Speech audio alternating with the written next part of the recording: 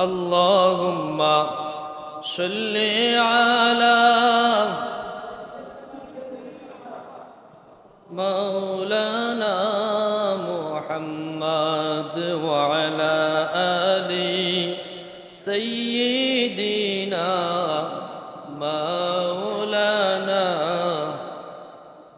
نور عرش نور فرش عالم انوار کا مرحبا سب نور کا مشعل مدینہ بن گیا اللہم صلی علی سیدنا مولانا محمد وعلى آل سيدنا مولانا نور عرش نور فرش عالم انوار کا مرحبا سب نور کا مشعل مدینہ بن گیا اللہم صلی علی مولانا محمد وعلى آل سيدنا مولانا امتوں میں بینوا مجھ سا اور کوئی نہیں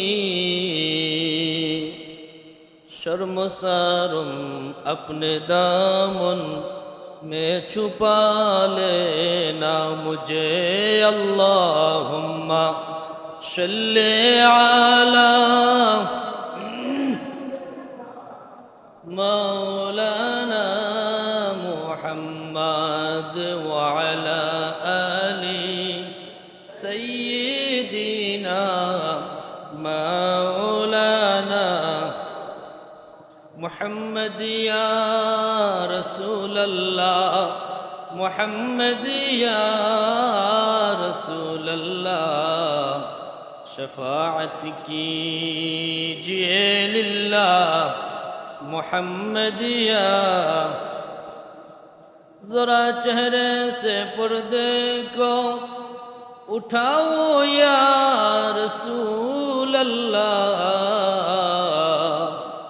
مجھے دیدار ٹکا اپنا دکھاؤ یا رسول اللہ محمد یا رسول اللہ محمد یا رسول اللہ شفاعت کیجئے للہ محمد یا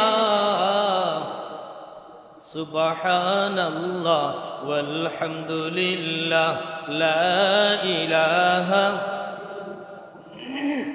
سبحان اللہ والحمد للہ لا الہ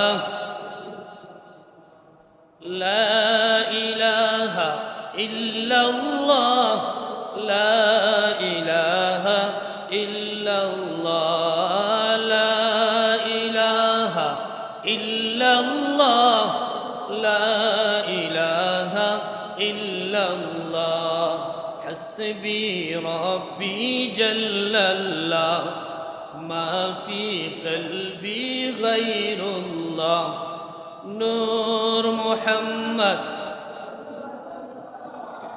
لا الہ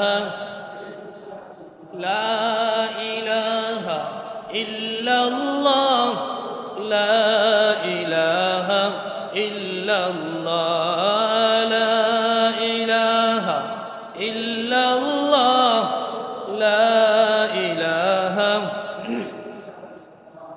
لا الہ الا اللہ لا الہ لا الہ الا اللہ محمد رسول اللہ রাসূলুল্লাহ সাল্লাল্লাহু আলাইহি ওয়াসাল্লাম। আলহামদুলিল্লাহ,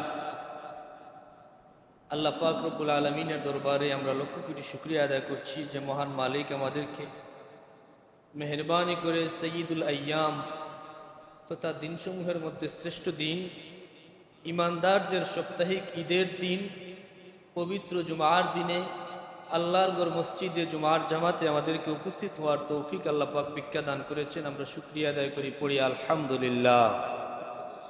আমরা আরও শুকরিয়া আদায় করছি সেই মহান মালিকের, যিনি আমাদেরকে 1,24,000 মতান্তরে 2,24,000 নবী ও রাসূলের মধ্যে সৈয়দুল আম্বিয়া ওয়াল মুরসালিন, ইমামুল মুরসালিন, খাতামান নবিয়্যিন ওয়াল মুরসালিন, রাহমাতুল লিল আলামিন সাল্লাল্লাহু আলাইহি ওয়াসাল্লাম, যাকে সৃষ্টি করা না হলে কুল কায়নাতের কোনো অস্তিত্ব থাকতো না, যার উসিলায় আল্লাহ পাক কুল কায়নাতকে সৃষ্টি করেছেন, যার উসিলায় 1,23,999 নবী ও রাসূল নবুয়ত রিসালত লাভ করেছেন, যার উম্মত হওয়ার জন্য জলিল কদর নবী ও রাসূল আল্লাহর দরবারে দরখাস্ত পেশ করেছেন।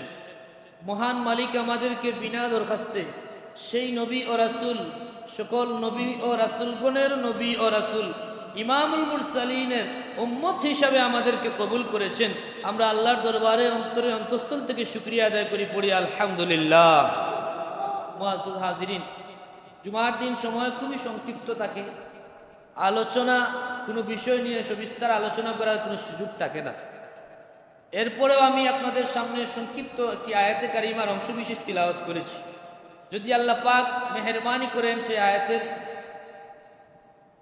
আলোকে 2-4টি কথা আমরা আলোচনা করেই আমার কথা ক্রান্ত করবো ইনশাআল্লাহ।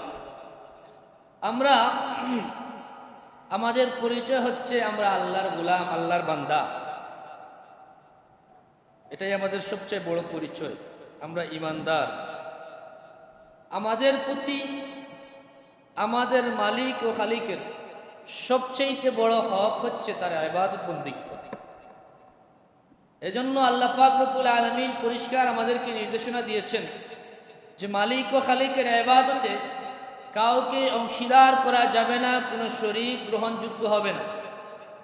আল্লাহ পাক পরিষ্কার ঘোষণা দিয়েছেন, ওয়া কাদা রাব্বুকা আল্লা তা'বুদু ইল্লা ইয়্যাহু, তোমার রব নির্দেশ করেছেন আল্লা তা'বুদু ইল্লা ইয়্যাহু, তিনি ছাড়া কারো ইবাদত করা যাবে না, তার ইবাদতে কাউকে শরীক করা যাবে না। অর্থাৎ ইবাদতের মালিক হচ্ছেন আমার একমাত্র আল্লাহ, তিনি হচ্ছেন আমাদের মাবুদ, আর আমরা হচ্ছি তার বান্দা, আমি হচ্ছি তার আবিদ। কথা বোঝা গেছে? ইবাদতের ব্যাপারে কোনো অংশীদারিত্বের কোনো সুযোগ নেই, কোনো শরীক নেই। এটা আল্লাহর পরিষ্কার নির্দেশ, আল্লাহর আদেশ।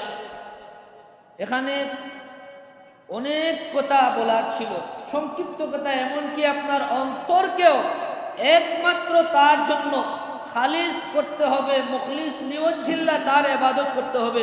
যদি অন্তরের মধ্যে এমন কোনো ধারণা চলে আসে যে আমি ইবাদত করছি মানুষ আমাকে ভালো বলবে, কিংবা আমি নামাজ পড়ছি মানুষ আমাকে নামাজি বলবে, এখানেও যদি একটা অংশীদার কোনো মানুষকে করে ফেলেন, আল্লাহর কুরআন দ্বারা প্রমাণ হচ্ছে এটাও হচ্ছে আপনার শিরকে আসগর, ছোট শিরকের গুনাহ। বলেন নাউজুবিল্লাহ।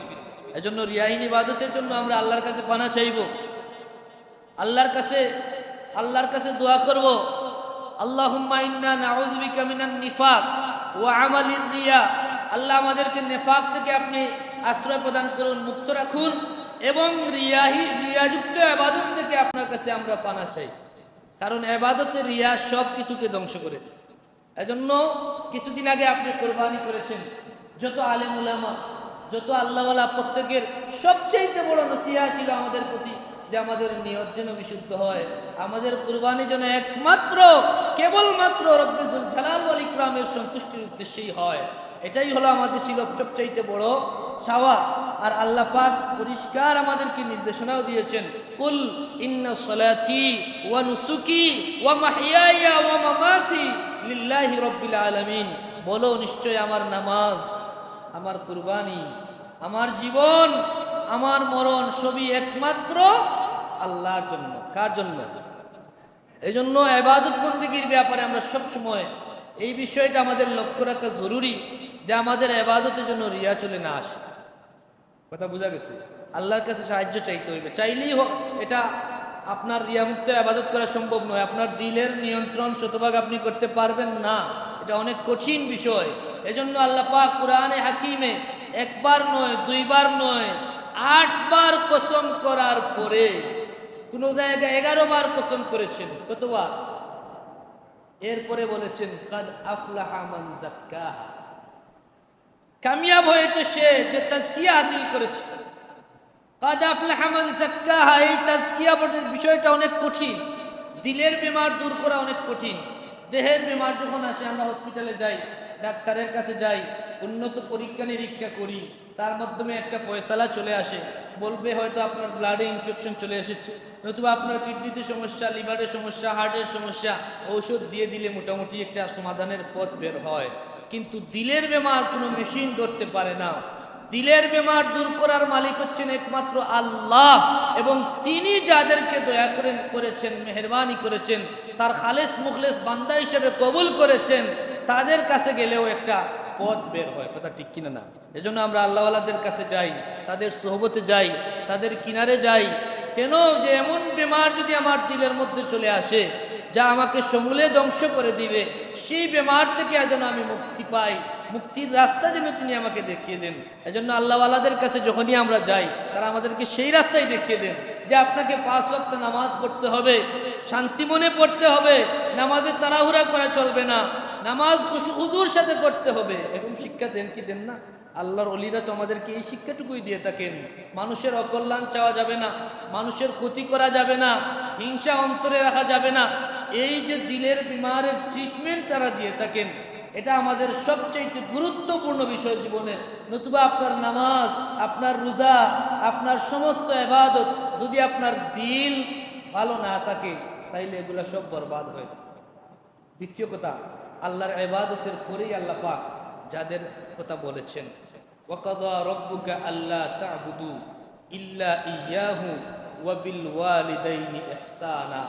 আল্লাহর হকের পরেই আল্লাহ পাক যাদের হকের কথা আলোচনা করেছেন, যাদের হকের ব্যাপারটা নিয়ে এসেছেন, তারা হচ্ছেন আমাদের মা এবং বাবা। আল্লাহ পাকের সাথে যেভাবে ইবাদতের ব্যাপারে আল্লাহ পাকের সাথে কাউকে শরীক করা যাবে না, হকের ব্যাপারে সবচেয়ে বেশি হকদার আপনার উপর, সন্তানের উপর হচ্ছেন মা এবং বাবা। এই মা বাবার হকের সাথে কাউকে অংশীদার করা যাবে না, তাদের হক আমাদের উপর সবচেয়ে বেশি।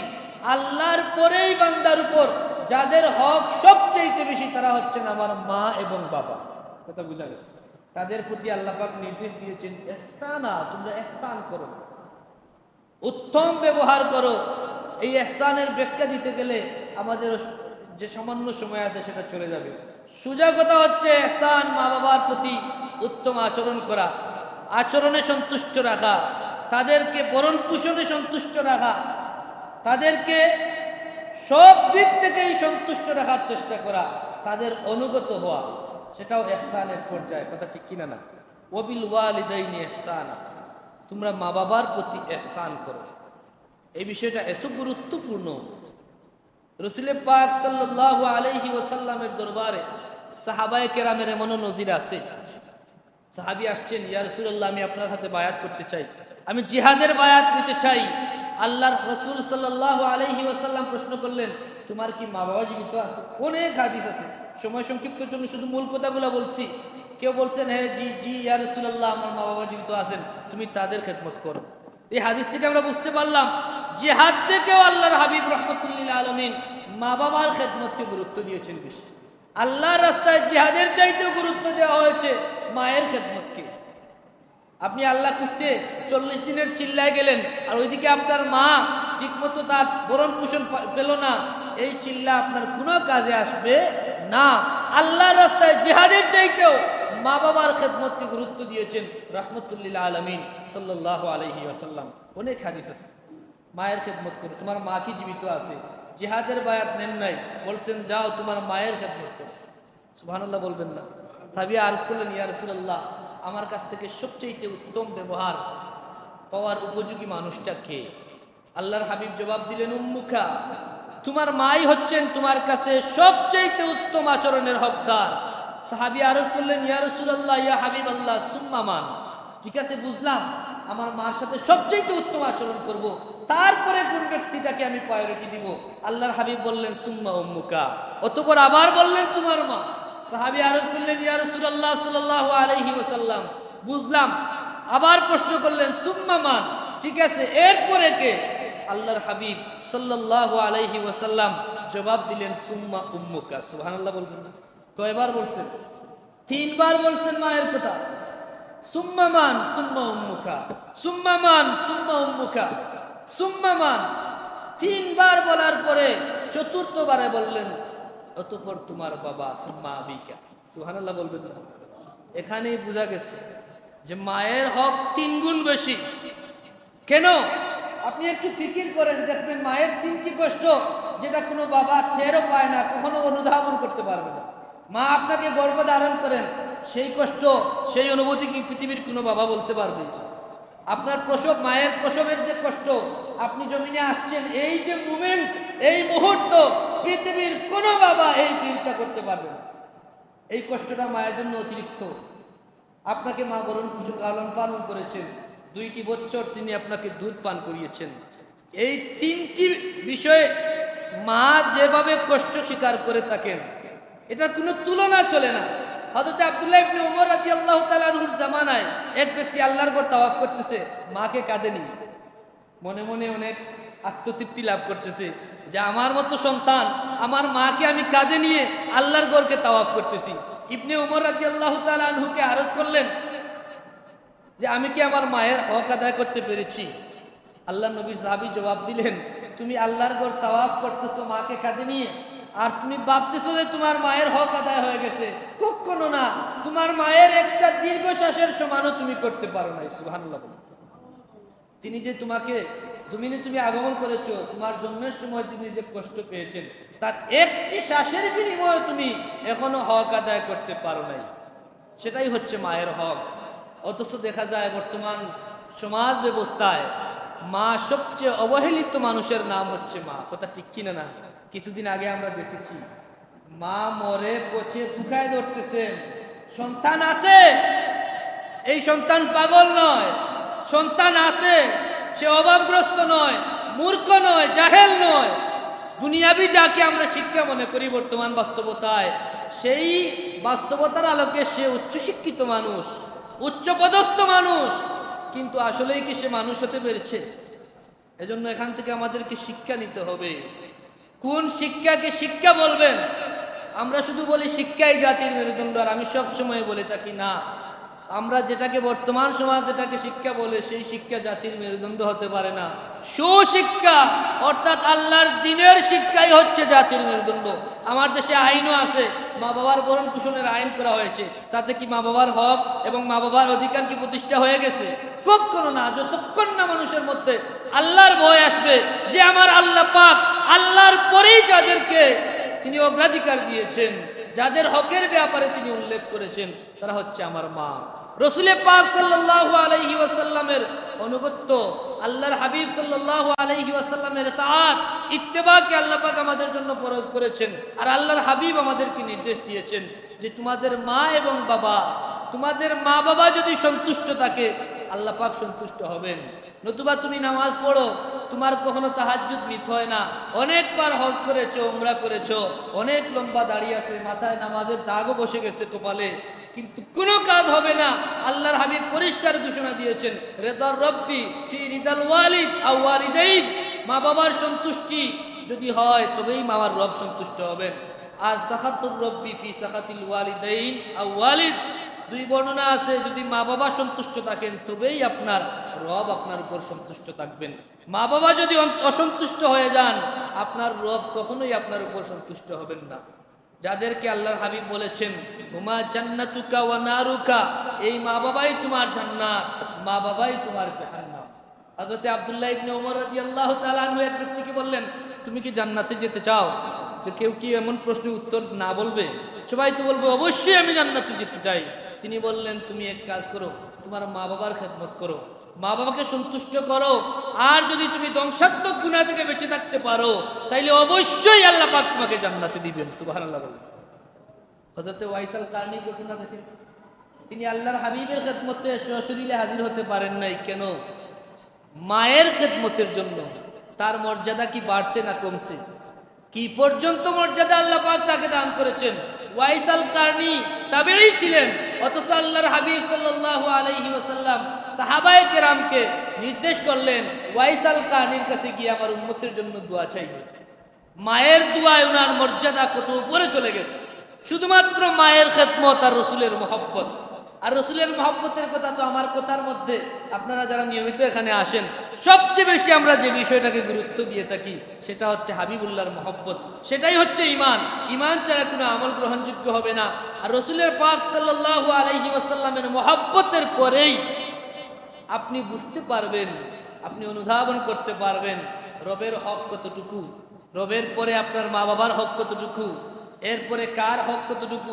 একজন মানুষ প্রকৃত মানবতা যদি শিখতে চায়, মানবতার শ্রেষ্ঠ শিক্ষক যিনি ছিলেন, যাকে বুইস্তু মুআল্লিমান, যাকে আল্লাহ পাক শ্রেষ্ঠ শিক্ষক রূপে পাঠিয়েছেন, আল্লাহর হাবিব মুহাম্মদুর রাসূলুল্লাহ সাল্লাল্লাহু তাআলা আলাইহি ওয়াসাল্লামের কাছ থেকেই শিখতে হবে। আর তার অনুসরণ অনুকরণ ছাড়া কোনো মানবতার দোহাই, এটা শুধুমাত্র মানুষকে ধোঁকা দেওয়া ছাড়া আর কিছুই না। কথা বুঝতে পারতেছেন মনে? দুরূদ শরীফ পড়েন, সাল্লাল্লাহু আলা মুহাম্মাদ সাল্লাল্লাহু আলাইহি সাল্লাল্লাহু আলা মুহাম্মাদ সাল্লাল্লাহু আলাইহি। মা বাবার ব্যাপারে আলোচনা এত সংক্ষিপ্ত সময়ে একটা কোথাও তো সঠিকভাবে আপনাদেরকে বুঝিয়ে বলা আমার পক্ষে সম্ভব না। রাসূল পাক সাল্লাল্লাহু আলাইহি ওয়াসাল্লাম শ্রেষ্ঠ কবিরা গুনার কথা বলেছেন, যে আমি কি তোমাদেরকে শ্রেষ্ঠ কবিরা গুনার কথা বলবো? সাহাবায়ে কেরাম আরজ করলেন, ইয়া রাসূলুল্লাহ আপনি বলেন। আল্লাহর হাবিব বললেন, প্রথম সবচেয়ে বড় কবিরা গুনাহ হচ্ছে আল্লাহর সাথে শিরিক করা, আর তারপরেরই কবিরা গুনাহ হচ্ছে মা বাবার অবাধ্যতা হওয়া। নাউযুবিল্লাহ বলেন, জুড়ে বলেন নাউযুবিল্লাহ। সবচেয়ে বড় কবিরা গুনাহ হচ্ছে আল্লাহর সাথে শিরিক করা। আর এরপরেই আল্লাহর হাবিব যে কবিরা গুনাহকে সবচেয়ে বড় কবিরা গুনাহ বলেছেন, সেটা হচ্ছে মা বাবার সাথে অসৎ আচরণ করা, মা বাবার অবাধ্য হওয়া, মা বাবাকে কষ্ট দেওয়া। কথা বলা গেছে রাসূল পাক সাল্লামের হাদিস মুবারক, লা ইয়াদখুলুল জান্নাতা আকুন, সেই ব্যক্তি জান্নাতে প্রবেশ করতে পারবে না যে মা বাবার অবাধ্য হয়ে গেছে। মা বাবার অবাধ্য সন্তান জান্নাতি হতে পারবে না। মা বাবার অবাধ্য সন্তান জান্নাতি হতে পারবে না। শুধু এখানে শেষ নয়, মা বাবা এমন এক জায়গা, এই মা বাবার অসন্তুষ্টির গুনাহটাকে এত বড় গুনাহ, আল্লাহ পাক চাইলে সমস্ত গুনার শাস্তি আমাদের জন্য কিয়ামত পর্যন্ত বিলম্বিত করতে পারেন। এটা আমার কথা নয়, রাসূল পাক সাল্লাল্লাহু আলাইহি ওয়াসাল্লামের হাদিস মুবারক। চাইলে তিনি আপনাকে দুনিয়া শাস্তি না দিয়ে কিয়ামতের জন্য বিলম্বিত করতে পারেন, সুযোগ দিতে পারেন, একমাত্র মা বাবার অবাধ্যতা ছাড়া। মা বাবার অবাধ্যতার শাস্তি আল্লাহ বিলম্ব করেন না, দুনিয়া থেকেই তার শাস্তি শুরু হয়ে যায়। বলেন নাউযুবিল্লাহি মিন যালিক। আর মা বাবার বাধ্যও যারা হয়, যুগ শ্রেষ্ঠই তারা হয়, ঠিক কিনা না? হযরত বাইজিদ বুস্তামি রাহিমাহুল্লাহর ঘটনা আপনারা অনেকেই জানেন। ওয়াইসাল কারনীর ঘটনা বললাম। ইমাম বুখারী রাহিমাহুল্লাহ, আমরা যাকে শ্রেষ্ঠ, সবচেয়ে শ্রেষ্ঠ হাদিস গ্রন্থ, আল্লাহর কুরআনের পরে সবচেয়ে সহিহ যে কিতাব, সেটা হচ্ছে সহিহ আল বুখারী। আল্লাহর হাবিবের সেই হাদিস গ্রন্থের মুসান্নিফ যিনি ছিলেন ইমাম বুখারী রাহিমাহুল্লাহ, উনার জীবন দেখেন, তিনি কি পর্যন্ত মা ভক্ত ছেলে ছিলেন। এবং তার এই ইমাম বুখারী হওয়ার পিছনে সবচেয়ে বড় অবদান যার, তিনি হচ্ছেন তার মা। তিনি শৈশবে তার চোখ হারিয়ে ফেলেছেন, অন্ধ হয়ে গেছিলেন। তার মা কাঁদতে শুরু করলেন আল্লাহর দরবারে, দিন রাত কাঁদতে শুরু করলেন। 3 দিন 3 রাত কান্না করার পরে তিনি স্বপ্নে দেখলেন হযরত ইব্রাহিম আলাইহিস সালাম আগমন করেছেন। তিনি এসে বলতেছেন ইমাম বুখারী রাহিমাহুল্লাহর মাকে, যে তুমি কান্না করতেছো, আল্লাহ পাক তোমার কান্নাকে কবুল করেছেন, তোমার দোয়া কবুল করে তোমার সন্তানের চোখকে তিনি ফিরিয়ে দিয়েছেন। সকালে ঘুম থেকে উঠার পর দেখেন ঠিকই ইমাম বুখারী রাহিমাহুল্লাহর চোখ, হারানো চোখ আল্লাহ পাক ফিরিয়ে দিয়েছেন। যে মায়ের দোয়ায় অন্ধ চোখকে আল্লাহ পাক ফিরিয়ে দিতে পারেন, সেই মার ব্যাপারে আমাদের চিন্তা করা উচিত। সেই মা কত বড় ধন। এবং যুগে যুগে এমন প্রমাণ আছে, কতটা ঘটনা আপনাদেরকে বলবো। কুরআনে হাকিমের সবচেয়ে বড় যে সূরা, সূরার নাম হচ্ছে সূরাতুল বাকারা। বাকারা শব্দের অর্থ কি? গাভী। ওই গাভীর তাফসীর করতে গিয়ে গাভী সম্পর্কে যদি আপনারা জানেন, সেখানে মায়ের যে ব্যাপারটা চলে এসেছে, ওই গাভীর বর্ণনায় মুফাসসিরিনে কেরাম বলেন, বনি ইসরাইলের এক যুবক ছিল, সে খুব মা ভক্ত ছেলে ছিল। তার খুব শখের একটা বাছুর ছিল, গায়ের বাছুর, যেটাকে গাভী বলি, যেটা গরুর বাছুর ছিল। সেই বাছুরকে সে খুব আদরে সযত্নে লালন পালন করতো, কিন্তু সে খুব মায়ের ভক্ত ছিল। একদিন আল্লাহ পাক তাকে পরীক্ষার জন্য ফেরেশতা পাঠালেন তার কাছে। মানব সিরতে ফেরেশতা আসলেন, এসে তাকে বললেন যে আপনি এক কাজ করেন, আপনার গাভীটা বিক্রি করে দেন, আমি আপনাকে এত টাকা দিব। একদম ন্যূনতম একটা অ্যামাউন্ট বললো যে এই টাকা দিয়ে দিব আমি আপনাকে। তিনি বললেন, করে গেলেন, বললেন আমাকে সময় দেন। গিয়ে মাকে জিজ্ঞাসা করলেন, মা, একজন খরিদ্দার আসছে আমাদের গাভীটা কিনে নেওয়ার জন্য, তিনি এই পর্যন্ত দাম চাইছে। মা বললেন, না, দরকার নেই। আবার যখন আসলেন, ফেরেশতা তো গেছেন পরীক্ষার জন্য, তিনি ডাবল দাম বলে দিলেন। যখন ডাবল দাম বললেন, তিনি আবার গেলেন মায়ের কাছে, গিয়ে বললেন, মা, তিনি এখন দাম দ্বিগুণ বলতেছে। মা বললেন, না, প্রয়োজন নাই, বিক্রি করার কোনো প্রয়োজন নাই। আবার আসলেন ফেরেশতা, আরো দ্বিগুণ দাম বলে দিলেন। আসলে যে দাম এই গাভীতে নাই, এর 10 গুণ দাম বলে দিয়েছেন। তাইলে এখানে একটা লোকও কাজ করবে, কি করবে? আমাদের এই যুগের লোক হলে বললেন, মা মনে হয় পাগল হয়ে গেছে, কারণ 10 গুণ দাম পাচ্ছি গাভী, মা বিক্রি করতে রাজি হচ্ছে না কেন? তিনি কয়েকবার যখন মায়ের কাছে গেলেন, তারপরে এসে বললেন ওই লোকটাকে, যিনি ফেরেশতা মানব রূপে গেছেন ওই ছেলের কাছে, বললেন, তুমি যদি দুনিয়ার সবচাইতে বড় মূল্য দিয়ে দাও, আমার মা বলছে আমি বিক্রি করব না, আমি আর গাভী বিক্রি করবই না। সুবহানাল্লাহ বলবেন। তখন ওই ফেরেশতা বললেন, হে বান্দা, হে যুবক, তুমি বড় সৌভাগ্যবান, তুমি মায়ের অনুগত ছেলে, অচিরেই তোমাকে আল্লাহ পুরস্কৃত করবেন। ওইদিকে বনি ইসরাইলের এক ধনাঢ্য ব্যক্তিকে হত্যা করা হয়েছে। তারা গেছে মুসা কালিমুল্লাহর কাছে, যে আপনি বলেন তো এটার ফয়সালা কি হবে, এই হত্যা মামলার ফয়সালা কি হবে, সাক্ষী কোথা থেকে আসবে? আল্লাহ ওহী নাজিল করলেন যে মুসা, তাদেরকে বলো একটা গরু কুরবানি দিয়ে দিতে। বনি ইসরাইল তো বেজাইল্লা দল ছিল। আল্লাহ বলছেন গরু, যে কোনো একটা গরু দিয়ে দিলেই হয়। তারা আবার যারা করতেছে, গরুর রং কি হবে, কালার কি হবে, বয়স কত হবে, যত বলছে তত শর্ত বাড়ছে। এমন শর্ত হয়েছে, এখন আর পৃথিবীতে কোথাও গরু মিলতেছে না। যাইতে যাইতে ওই যুবকের ঘরে গিয়ে দেখা যায়, ওই আল্লাহ পাক যে গরুর বর্ণনা দিয়েছেন, হুবহু ওই গরুটাই ওই যুবকের ঘরে। তখন যুবক বললেন যে এই গরু বিক্রি করা হবে গরুর সমমানের যদি স্বর্ণ দেওয়া হয়। গরুকে এক পাল্লায় তুলবেন আর এক পাল্লায় স্বর্ণ তুলবেন। সুবহানাল্লাহ বলবেন না? তখন তো তারা বাধ্য, এত বড় মীমাংসা, এটা হতেই হবে, আল্লাহর নির্দেশ। সাথে সাথে তারা গরুর সমওজনের স্বর্ণ দিয়ে ওই যুবকের কাছ থেকে গরুটা কিনে নিলেন। সুবহানাল্লাহ বলবেন না? দেখেন, এখানে কিছু আগে যদি ওই যুবক চিন্তা করতো যে আমাকে কত বিরাট লস হয়ে গেছে, মা বুঝতেছেন না, তিনি অবাধ্য হয়ে বিক্রি করে দিলে তো সব দায়িত্ব। কিন্তু ওই পরীক্ষায় উত্তীর্ণ হয়েছে, বাহ্যিকভাবে দেখা গেছে যে এখানে বিশাল লস হয়ে গেছে, অনেক মূল্য দেওয়ার পরও মা বিক্রি করতে রাজি হচ্ছেন না। আল্লাহ কিভাবে পুরস্কৃত করলেন?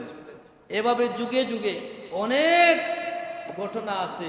মা বাবার দোয়া, মা বাবার খেদমতের ফসল আল্লাহ পাক জমিনেও দিয়ে থাকেন। পরকালে তো দিবেনই নিশ্চয়ই, জমিনেও আল্লাহ পাক মা বাবার খেদমতের বদৌলতে মানুষকে দুনিয়ায় শান্তি দেন, ইজ্জত দেন। এভাবে অনেক ঘটনা, অনেক নজির আছে। সময় স্বল্পতার জন্য আমি বিস্তারিত বলতে পারলাম না। আমার অনুরোধ হবে, বাবা, যাদের ঘরে মা আছে, যাদের ঘরে বাবা আছে, আমরা আল্লাহর কাছে সাহায্য চাইব আর সর্বোচ্চ নিজের প্রচেষ্টা চালিয়ে যাব, আমার তারা যেন কখনোই আমার বাবার কোনো অন্তরে কোনো কষ্ট না আসে, মায়ের অন্তরে যেন আমার প্রতি কোনো কষ্ট না আসে। আল্লাহর কাছেও চাইতে হবে। কঠিন জামানাতে কোনো সময় শয়তান আপনাকে অস্বস্তা দিয়ে দিবে, আল্লাহর কাছে সাহায্য চাইবেন। আর এটা দৃঢ় সংকল্প করবেন, শপথ করবেন যে আমার জীবনের সবচাইতে প্রধান লক্ষ্য হচ্ছে আল্লাহর নাফরমানি কখনো করা যাবে না, এরপরেই যাকে অসন্তুষ্ট করা যাবে না তিনি আমার মা, তিনি আমার বাবা, কারণ এখানেই আমার জান্নাত, তাদের পায়ের নিচেই আমার জান্নাত। আল জান্নাতু তাহতা আকদামিল উম্মাহাত, আল্লাহর নবী রহমতুল্লিল আলমিনের হাদিস, তা মায়ের পায়ের নিচে সন্তানের বেহেশত। আল্লাহ পাক আমাদেরকে মায়ের খেদমত করার তৌফিক ভিক্ষা দান করুন। সমাজ থেকে সমস্ত ফিতনাকে দূর করে দিন, বলিন আল্লাহুম্মা আমিন। ওয়া আখির দাওয়ানা আলহামদুলিল্লাহি রাব্বিল আলামিন।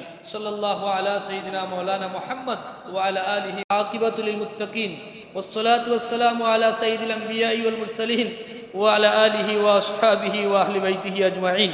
ربنا تقبل منا إنك أنت السميع العليم وتب علينا إنك أنت التواب الرحيم. اللهم اغفر لنا ذنوبنا ولوالدنا رب ارحمهما كما ربياني صغيرا. رب ارحمهما كما ربياني صغيرا. ربنا اغفر لي ولوالدي وللمؤمنين يوم يقوم الحساب. اللهم اجعلني صبورا واجعلني شكورا واجعلني في عيني صغيرا وفي أعين الناس كبيرا. سبحان ربك رب العزة عما يصفون وسلام على المرسلين. تقبل دعانا بوسيلة سيد المرسلين برحمتك يا أرحم الراحمين.